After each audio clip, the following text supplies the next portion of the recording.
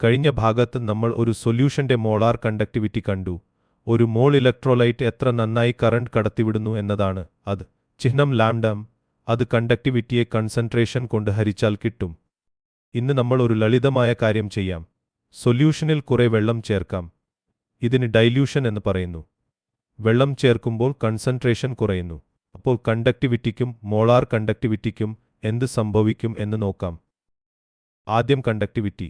Conductivity നോക്കുന്നത് ഒരു ചെറിയ വോള്യത്തിനുള്ളിൽ, ഒരു ഘന യൂണിറ്റിനുള്ളിൽ എത്ര അയോണുകൾ കറന്റ് കൊണ്ടുപോകുന്നു എന്നതാണ്.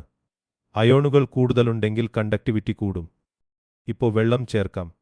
അയോണുകളുടെ എണ്ണം അതേപടി നിൽക്കും, പക്ഷേ അവ ഇപ്പോൾ കൂടുതൽ വെള്ളത്തിൽ പരന്നുകിടക്കും. അതുകൊണ്ട് ആ ഒരേ ചെറിയ വോള്യത്തിനുള്ളിൽ ഇപ്പോൾ അയോണുകൾ കുറവായിരിക്കും. അതുകൊണ്ട് ഡൈല്യൂഷനിൽ കണ്ടക്ടിവിറ്റി എപ്പോഴും കുറയും. ഇത് സ്ട്രോങ് ഇലക്ട്രോലൈറ്റിനും വീക്ക് ഇലക്ട്രോലൈറ്റിനും ഒരുപോലെ ശരിയാണ്. കാരണം ഒന്നുതന്നെ, ഓരോ വോള്യത്തിലും കറന്റ് കൊണ്ടുപോകുന്ന അയോണുകൾ കുറയുന്നു. ഇനി മോളാർ കണ്ടക്ടിവിറ്റി. ഇത് നോക്കുന്നത് ഒരു ചെറിയ വോള്യത്തെയല്ല. ഇത് നോക്കുന്നത് ഒരു മുഴുവൻ മോൾ ഇലക്ട്രോലൈറ്റ് ഉണ്ടാക്കുന്ന എല്ലാ അയോണുകളെയും, അവ എത്ര വെള്ളത്തിൽ കിടന്നാലും. ഈ രണ്ടും കൂട്ടിയിണക്കുന്ന ഒരു ബന്ധമുണ്ട്. കഴിഞ്ഞ ഭാഗത്ത് നമ്മൾ കണ്ടു, മോളാർ കണ്ടക്ടിവിറ്റി സമം കണ്ടക്ടിവിറ്റിയെ കൺസെൻട്രേഷൻ കൊണ്ട് ഹരിച്ചാൽ കിട്ടും. ഒരു മോൾ ഇലക്ട്രോലൈറ്റ് അലിഞ്ഞുകിടക്കുന്ന മൊത്തം വോള്യത്തിന് വോള്യം എന്ന് പറയാം. അപ്പോൾ ഈ ബന്ധം ഇങ്ങനെയും എഴുതാം: മോളാർ കണ്ടക്ടിവിറ്റി സമം കണ്ടക്ടിവിറ്റി ഗുണം വോള്യം. ഇപ്പോൾ ഡൈല്യൂട്ട് ചെയ്യുമ്പോൾ എന്ത് സംഭവിക്കുന്നു എന്ന് നോക്കാം. കണ്ടക്ടിവിറ്റി കുറയുന്നു, ശരി, പക്ഷേ ഒരു മോൾ കിടക്കുന്ന വോള്യം ഒരുപാട് കൂടുന്നു. പരീക്ഷണങ്ങളിൽ കാണുന്നത് ഇതാണ്: വോള്യം കൂടുന്ന തോത് കണ്ടക്ടിവിറ്റി കുറയുന്ന തോതിനേക്കാൾ വലുതാണ്. അതുകൊണ്ട് ഡൈല്യൂഷനിൽ മോളാർ കണ്ടക്ടിവിറ്റി കൂടും. ആദ്യം ഇത് വിചിത്രമായി തോന്നാം. വെള്ളം ചേർക്കുമ്പോൾ കണ്ടക്ടിവിറ്റി കുറയുന്നു, പക്ഷേ മോളാർ കണ്ടക്ടിവിറ്റി കൂടുന്നു. രണ്ടും ശരിയാണ്, കാരണം അവ രണ്ട് വ്യത്യസ്ത കാര്യങ്ങളാണ് അളക്കുന്നത്. ഇനി നമ്മൾ വെള്ളം ചേർത്തുകൊണ്ടേയിരിക്കും, കൺസെൻട്രേഷൻ 0 അടുക്കുന്നതുവരെ. അപ്പോൾ മോളാർ കണ്ടക്ടിവിറ്റി കൂടിക്കൂടി ഒരു ഏറ്റവും വലിയ വിലയിലേക്ക് എത്തും. കൺസെൻട്രേഷൻ 0 അടുക്കുമ്പോൾ കിട്ടുന്ന ഈ ഏറ്റവും വലിയ വിലയ്ക്ക് ലിമിറ്റിംഗ് മോളാർ കണ്ടക്ടിവിറ്റി എന്ന് പറയുന്നു. ചിഹ്നം λ0. ഇത് ഓരോ ഇലക്ട്രോലൈറ്റിന്റെയും ഒരു സ്ഥിര വിലയാണ്.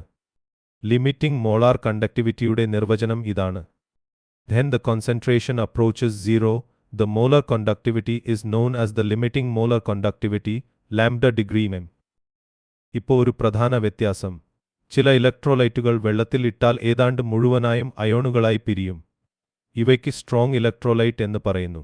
സോഡിയം ക്ലോറൈഡും പൊട്ടാസ്യം ക്ലോറൈഡും ഇതിന് ഉദാഹരണങ്ങളാണ്. ഒരു സ്ട്രോങ് ഇലക്ട്രോലൈറ്റിൽ അയോണുകൾ ഇതിനകം എല്ലാം പിരിഞ്ഞുകഴിഞ്ഞു. അതുകൊണ്ട് ഡൈല്യൂട്ട് ചെയ്യുമ്പോൾ പുതിയ അയോണുകൾ ഒന്നും കിട്ടാനില്ല. എന്നിട്ടും മോളാർ കണ്ടക്ടിവിറ്റി കുറച്ചു കൂടാൻ ഒരു കാരണമുണ്ട്. അയോണുകൾ തമ്മിലുള്ള തിരക്ക് കുറയുന്നു, അവ കൂടുതൽ സ്വതന്ത്രമായി ചലിക്കും. അതുകൊണ്ട് വർധന ചെറുതാണ്, പതുക്കെയാണ്.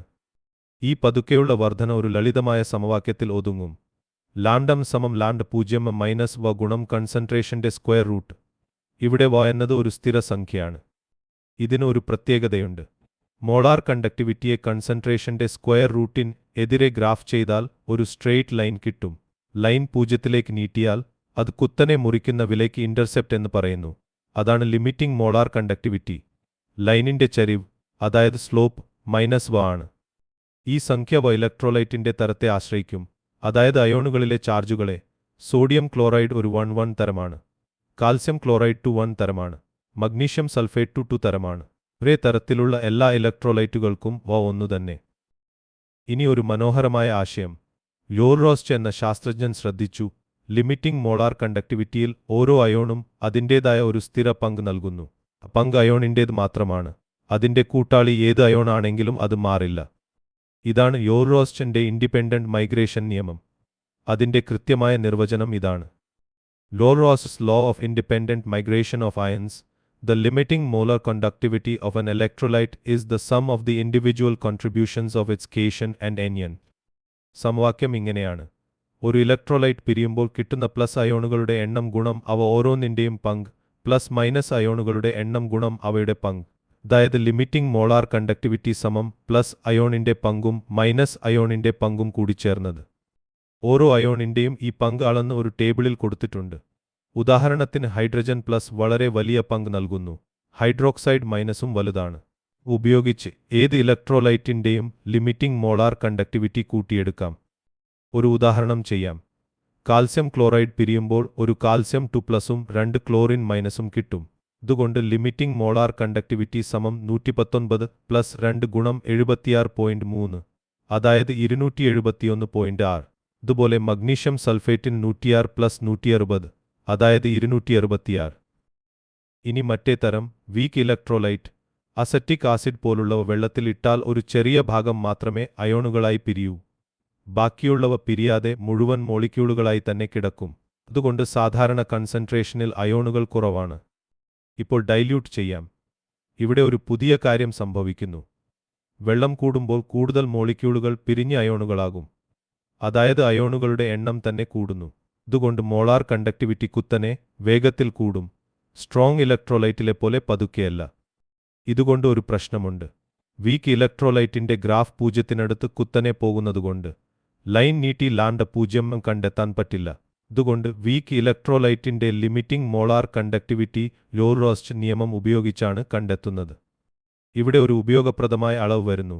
ഡിഗ്രി ഓഫ് ഡിസോസിയേഷൻ ചിഹ്നം ആൽഫ്. ഇത് എത്ര ഭാഗം പിരിഞ്ഞു എന്ന് പറയുന്നു. ഒരു വീക്ക് ഇലക്ട്രോലൈറ്റിന് ആൽഫ ഏകദേശം ആ കൺസെൻട്രേഷനിലെ മോളാർ കണ്ടക്ടിവിറ്റിയെ ലിമിറ്റിംഗ് മോളാർ കണ്ടക്ടിവിറ്റി കൊണ്ട് ഹരിച്ചാൽ കിട്ടും. പൂർണ്ണമായി പിരിഞ്ഞാൽ ആൽഫ 1 ആകും.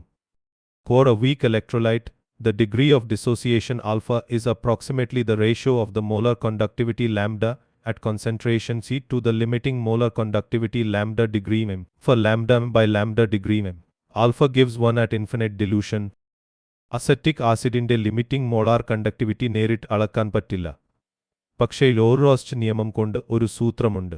അസറ്റിക് ആസിഡിന്റെ ലിമിറ്റിംഗ് മോളാർ കണ്ടക്ടിവിറ്റി സമം ഹൈഡ്രോക്ലോറിക് ആസിഡിന്റേത് പ്ലസ് സോഡിയം അസറ്റേറ്റിന്റേത് മൈനസ് സോഡിയം ക്ലോറൈഡിന്റേത്. ഇങ്ങനെ ചേർക്കുമ്പോൾ വേണ്ടാത്ത അയോണുകൾ കാൻസൽ ആകും. അസറ്റിക് ആസിഡിന്റെ അയോണുകൾ മാത്രം ബാക്കിയാകും. ഒരു വീക്ക് ആസിഡ് എത്ര എളുപ്പത്തിൽ പിരിയും എന്ന് അളക്കുന്ന സംഖ്യയാണ് ഡിസോസിയേഷൻ കോൺസ്റ്റന്റ് ചിഹ്നം കെ. ഇത് ആൽഫയും കൺസെൻട്രേഷനും ഉപയോഗിച്ച് കണ്ടെത്താം. ഡിസോസിയേഷൻ കോൺസ്റ്റന്റ് സമം കൺസെൻട്രേഷൻ ഗുണം ആൽഫ് സ്ക്വയർ. അതിനെ 1 മൈനസ് ആൽഫ് കൊണ്ട് ഹരിച്ചാൽ കിട്ടും. ഒരു ഉദാഹരണം: 0.00128 മോളാർ അസറ്റിക് ആസിഡിന്റെ കണ്ടക്ടിവിറ്റിയിൽ നിന്ന് അതിന്റെ മോളാർ കണ്ടക്ടിവിറ്റി 48.15 കിട്ടി. അപ്പോൾ ആൽഫ് സമം മോളാർ കണ്ടക്ടിവിറ്റിയെ ലിമിറ്റിംഗ് മോളാർ കണ്ടക്ടിവിറ്റി കൊണ്ട് ഹരിച്ചാൽ കിട്ടും. അതായത് 48.15നെ 390.5 കൊണ്ട് ഹരിച്ചാൽ ഏകദേശം 0.123. ഇത് സമവാക്യത്തിൽ ഇട്ടാൽ ഡിസോസിയേഷൻ കോൺസ്റ്റന്റ് ഏകദേശം 1.8 ഗുണം 10⁻⁵ പവർ.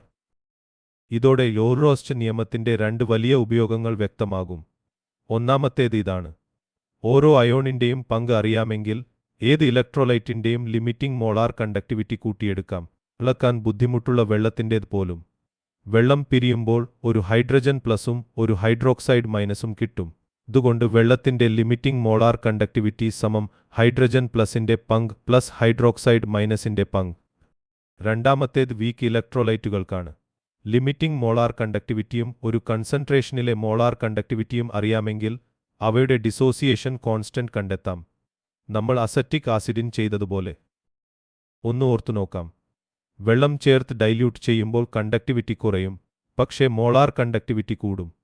കൺസെൻട്രേഷൻ 0 അടുക്കുമ്പോൾ കിട്ടുന്ന ഏറ്റവും വലിയ വില ലിമിറ്റിംഗ് മോളാർ കണ്ടക്ടിവിറ്റി.